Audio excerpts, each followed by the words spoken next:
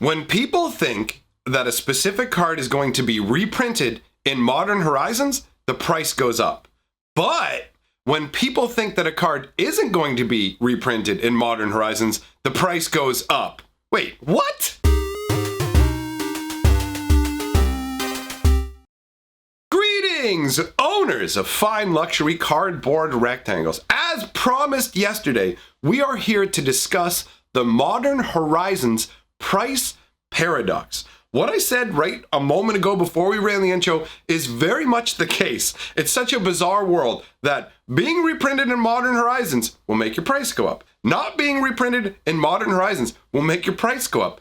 How does that work? All right, well, let's dive in. For those of you who don't know what Modern Horizons is, if somehow you're unaware, because, you know, there are some people who maybe aren't up to speed, let me give you a little rundown. We've got a new set coming out very shortly, and by very shortly, I mean in the next couple of months, so depends on the way you define time. But anyways, very shortly, Modern Horizons will be hitting the scene. Now, this is a set unlike any other set. Obviously, whenever Wizards put out a new product, there will be some speculation going on based on the information that's provided. And amazingly enough, we only know 2 of the cards that are coming in the set, but the Modern Horizons announcement is already having a massive impact in terms of speculation and market fluctuation. So the Modern Horizons set, unlike previous modern like master sets where they reprinted a bunch of cards, specifically with this set, they are reprinting and creating new cards. Now, we're going to focus specifically on the reprint aspect for this set though, because the new cards doesn't really play into this whole price paradox and the information that we're talking about. It's specifically based on reprints that we are seeing these changes in prices. Now, the difference between the reprints in this set and reprints in previous modern sets in terms of Modern Masters is that all of these reprints currently exist outside of Modern. Until Modern Horizons shows up, all the cards that are reprints inside of Modern Horizons exist in older formats that aren't actually Modern legal. So we are about to see a whole bunch of new cards from outside of Modern make the leap into Modern. And depending on what's coming into Modern, it can make a massive impact on the Modern format. We can look at new cards that will help different archetypes that exist, or basically we could be seeing the birth of brand new deck concepts in Modern based on what's made available. Because the truth is, there are a lot of powerful cards that exist outside of Modern that could see the jump into Modern. Now we are seeing, I'm going to use a couple of different examples for the price increases that we are seeing, all right? There are lesser known ones like Raking Canopy, and that one is actually more based on a deck that's kind of being tested out right now as opposed to changes in Modern Horizons. So we're going to set aside the Raking Canopy jump, even though it did basically, octuple in price. It's basically about 8 times the price of what it used to be, which is a massive, massive swing for an uncommon from Shadowmoor. I believe it's Shadowmoor. Anyways, it's from the Lauren block, so we're talking a while back. Either way, that surge in price is not really reflecting the Modern Horizons. So just in case you had seen that and wondered, that's not part of the discussion. But if you had noticed the speculation and price drive upwards on Baleful Strix, that on the other hand is something that is most assuredly being caused by this Modern Horizons announcement. Basically, what happens when something like Modern Horizons is announced is people pour over every bit of information given about the set, and then they start to speculate, because that's what's causing these price changes, by the way, is rampant speculation. Which, if you had asked me when I was a young lad starting out in Magic if this would ever be a thing, I would have said, no way. First of all, Magic won't be around in 2 decades, but for it to act like a pseudo stock market, get out of here.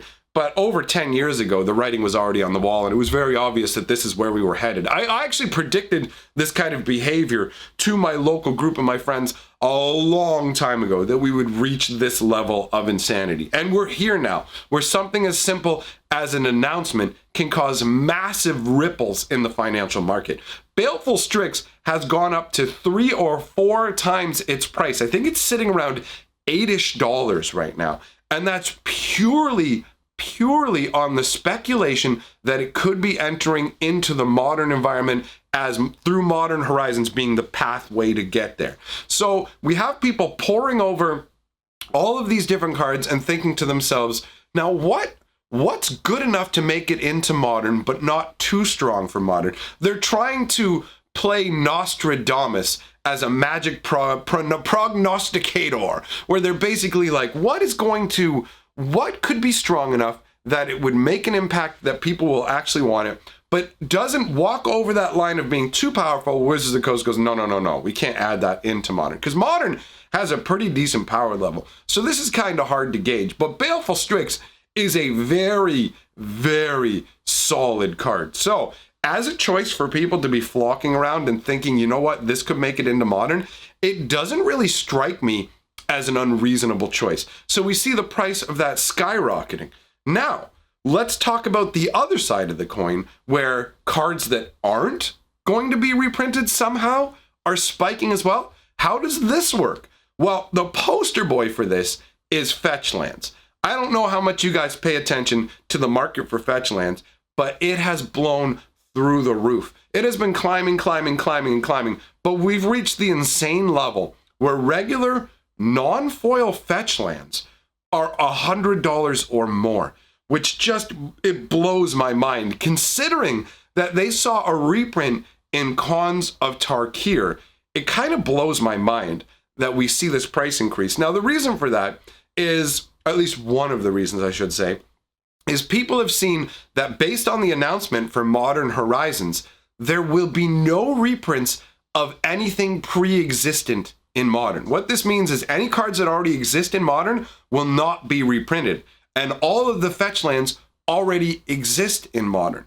So speculators taking a look at the market go, okay, they're not going to reprint Fetchlands in Modern Horizons, and then they turn around and they take a look at all the other product offerings that Wizards of the Coast currently has on the table and say, where else could they possibly print Fetchlands? Because what a speculator is looking for is threats to that financial increase and difficulty in moving the card as it goes up in value. And if Fetchlands get reprinted, it drives the prices down. This is what blows my mind. I remember when the Fetchlands in the Tarkir block were down to $8 Canadian. $8 Canadian, and now we're talking $100 American. And there's about a 30% differential in our currencies as well. So this is like insane levels. So you have people look at it and going, okay, well, they're not going to reprint the fetches in Modern Horizons. They've already stated that. And if you look at Wizards' current product offering, there's nowhere else for Fetchlands to come from. There's nothing else that they're doing right now for Fetchlands to show up in. We can be pretty much absolutely guaranteed that there will be no reprinting of Fetchlands in any standard set while Ravnica is in standard.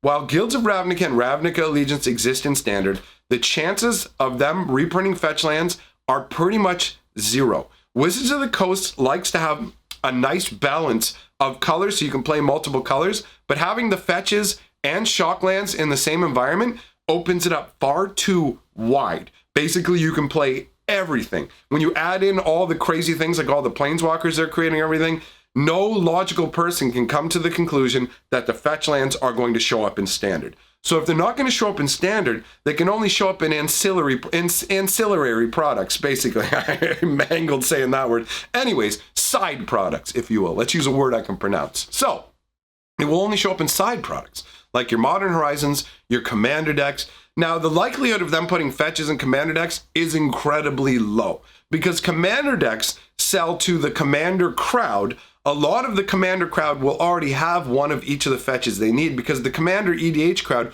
only needs one copy of each card for each deck they're playing. So a play set of fetches will actually serve 4 different EDH decks.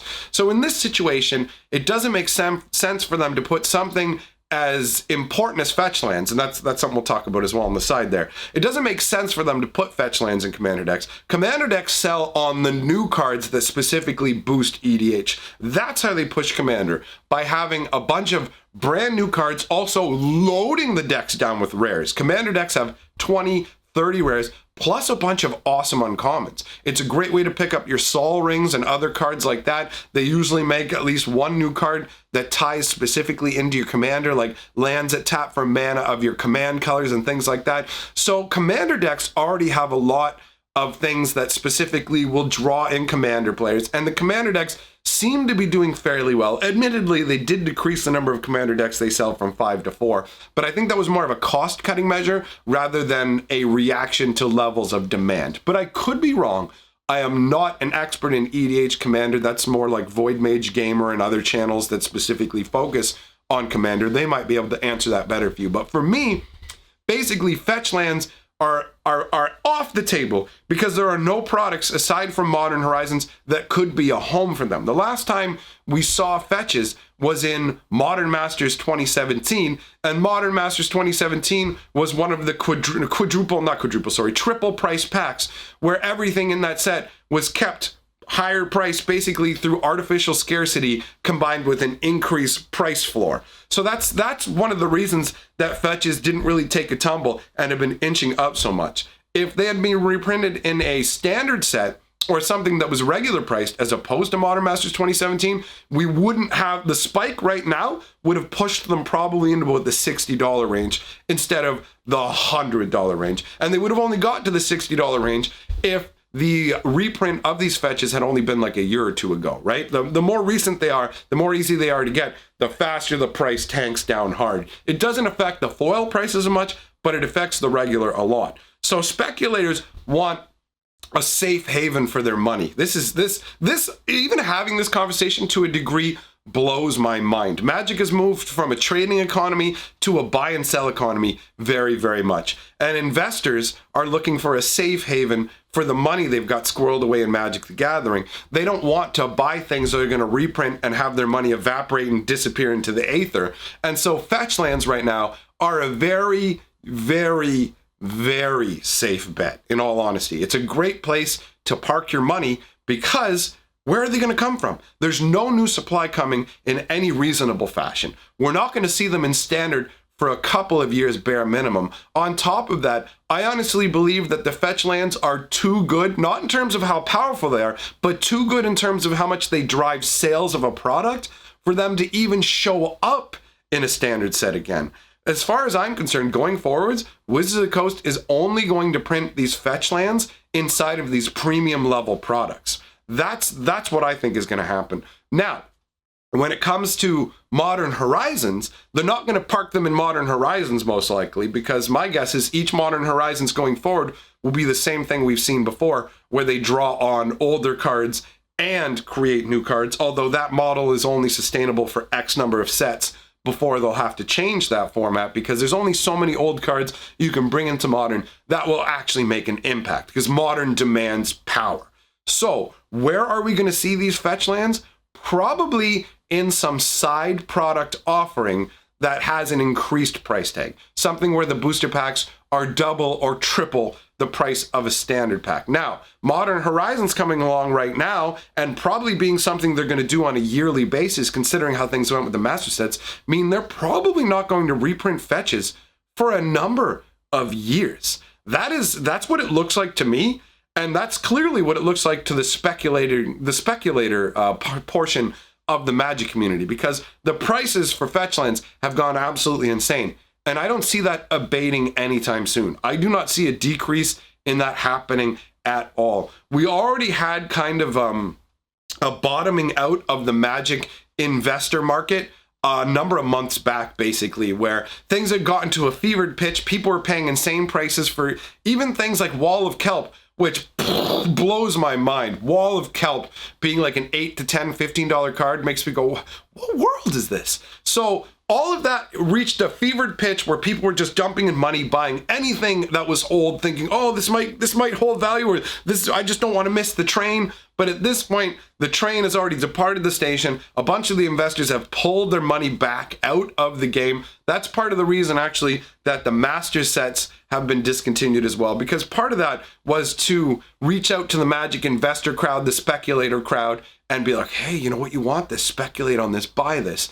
So that crowd has pulled back to a degree. There's not as many of them with wild money going crazy, and modern is a harder thing to do because there's no reserved list where you can go, okay, we know this isn't coming back, we know this isn't coming back.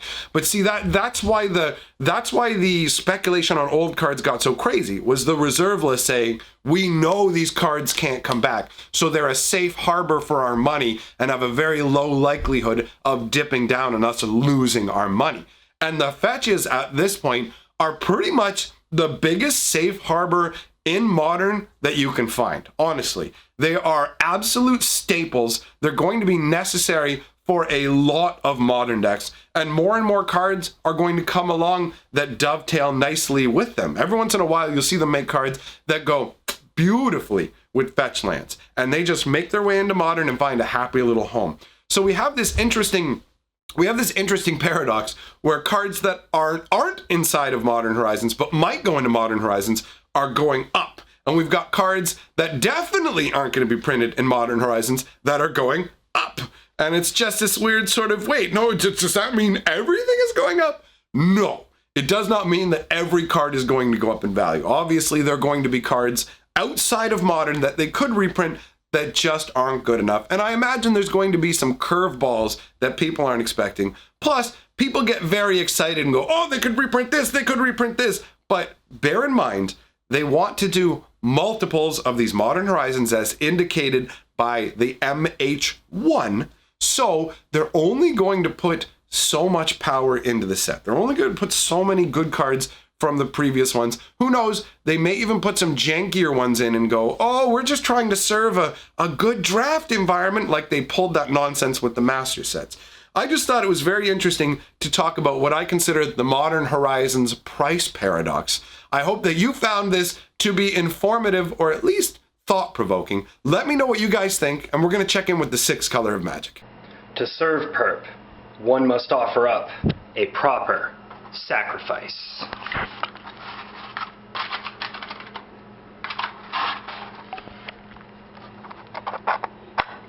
Oops.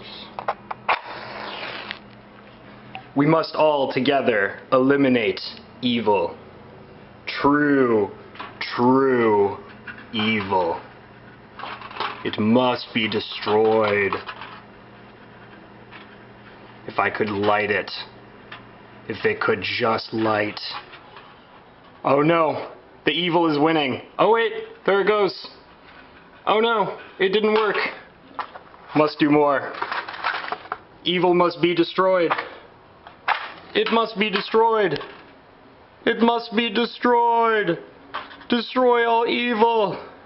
All evil must be destroyed. Destroy it. Destroy it. Let evil be finally removed. You know what? Fire doesn't seem to be doing the trick, but I will make it work. I will make this work. We must defeat all evil trains, all helicopters, all terrible things that make cursed magic with the evil rain of vehicles. We will destroy them all in the great and holy name of perp. And just remember, kids, together, we are the 6th color of magic. And the final thing we do is roll the golden scroll. The people who have my back on Patreon or through channel memberships, thank you very much for speculating on me. I'm the most valuable part of magic. I mean, don't look at my Patreon and compare me to other channels, because then maybe not. But we'll just pretend like that's the case. Either way, thanks for backing me, my friends, and I will see you guys tomorrow.